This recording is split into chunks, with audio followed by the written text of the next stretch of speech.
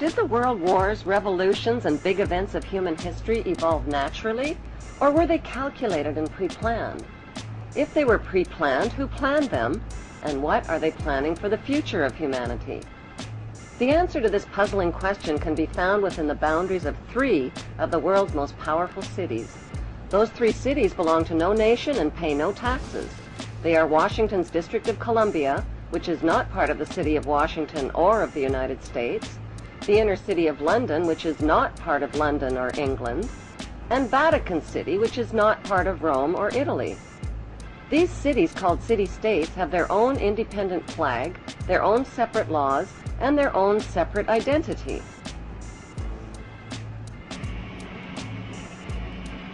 Vatican City is in fact a state, the smallest principality in the world. It lies on the banks of the Tiber, completely surrounded by the city of Rome. Its status as a separate state emerged from the Lateran Agreements of February 1929. It has its own newspaper, postal service, radio and television station, its own flag, and a population of about 1,000. The Vatican also has its own army of Swiss guards, and it even has its own prison. The Vatican rules over approximately 2 billion of the world's 6.1 billion people. The colossal wealth of the Vatican includes enormous investments with the Rothschilds in Britain, France, and the USA, and with giant oil and weapons corporations like Shell and General Electric. The Vatican solid gold bullion worth billions is stored with the Rothschild-controlled Bank of England and the U.S. Federal Reserve Bank.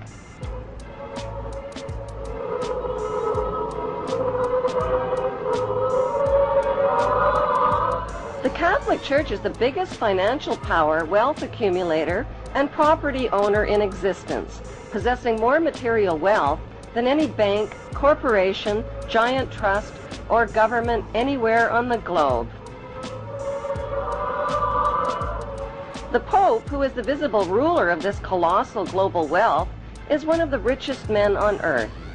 While 2/3 of the world earns less than $2 a day, and 1/5 of the world is underfed or starving to death, the Vatican hoards the world's wealth, profits from it on the stock market, and at the same time preaches about giving.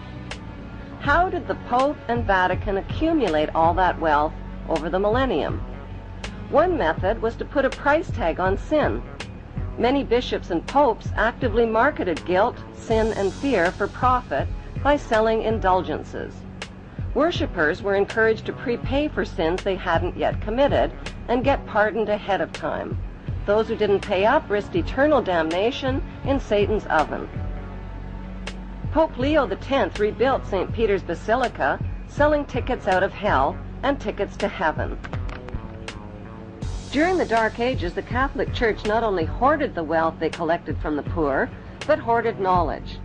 They kept the masses ignorant and in the dark by denying them a basic education.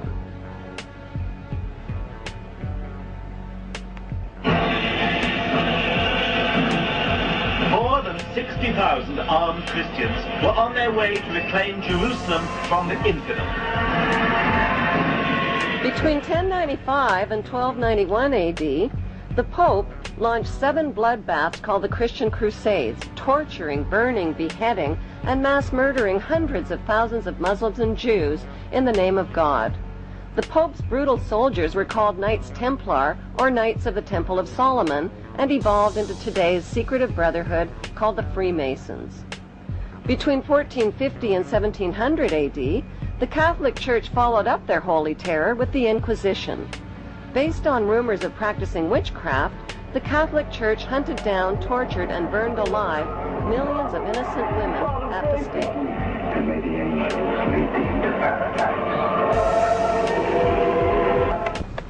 During World War II, the Vatican was criticized for supporting Hitler and his Nazi regime.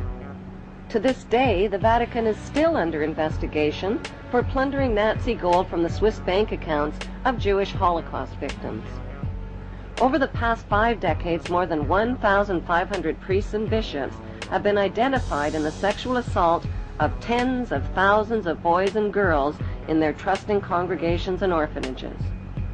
Why is this filthy rich institution preaching spiritual values of poverty and chastity while cardinals, bishops, and priests cover up their crimes of sexual abuse?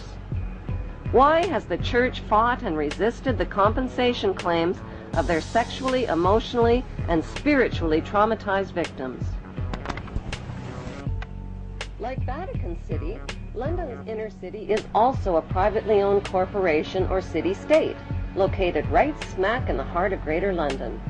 It became a sovereign state in 1694 when King William III of Orange privatized and turned the Bank of England over to the bankers.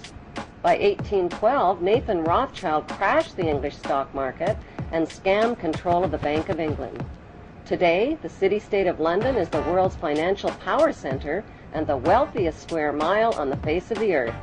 It houses the Rothschild-controlled Bank of England, Lloyd's of London, the London Stock Exchange, all British banks, the branch offices of 385 foreign banks, and 70 U.S. banks. It has its own courts, its own laws, its own flag, and its own police force. It's not part of Greater London or England or the British Commonwealth and pays no taxes. The city-state of London houses Fleet Street's newspaper and publishing monopolies. It is also the headquarters for worldwide English Freemasonry and headquarters for the worldwide money cartel known as the Crown. Contrary to popular belief, the Crown is not the royal family or the British monarch. The Crown is the private corporate city-state of London. It has a council of 12 members who rule the corporation under a mayor called the Lord Mayor. The Lord Mayor and his 12-member council serve as proxies or representatives who sit in for 13 of the world's wealthiest, most powerful banking families. This ring of 13 ruling families includes the Rothschild family, the Warburg family, the Oppenheimer family, and the Schiff family. These families and their descendants run the Crown Corporation of London. The Crown Corporation holds the title to worldwide Crown land in Crown colonies like Canada, Australia, and New Zealand. The British Parliament and the British Prime Minister serve as a public front for the hidden power of these ruling Crown families. Like the city-state of London and the Vatican, a third city-state was officially created in 1982. That city-state is called the District of Columbia and is located on 10 square miles of land in the heart of Washington. The District of Columbia flies its own flag and has its own independent constitution. Although geographically separate, the city-states of London, the Vatican, and the District of Columbia are one interlocking empire called Empire of the City. The flag of Washington's District of Columbia has 3 red stars, one for each city-state in the 3-city empire. This corporate empire of 3 city-states controls the world economically through London's inner city, militarily through the District of Columbia, and spiritually through the Vatican. The Constitution for the District of Columbia operates under a tyrannical Roman law known as Lex Fori, which bears no resemblance to the U.S. Constitution. When Congress passed the Act of 1871, it created a separate corporate government for the District of Columbia. This treasonous act allowed the District of Columbia to operate as a corporation outside the original Constitution of the United States and outside of the best interests of American citizens.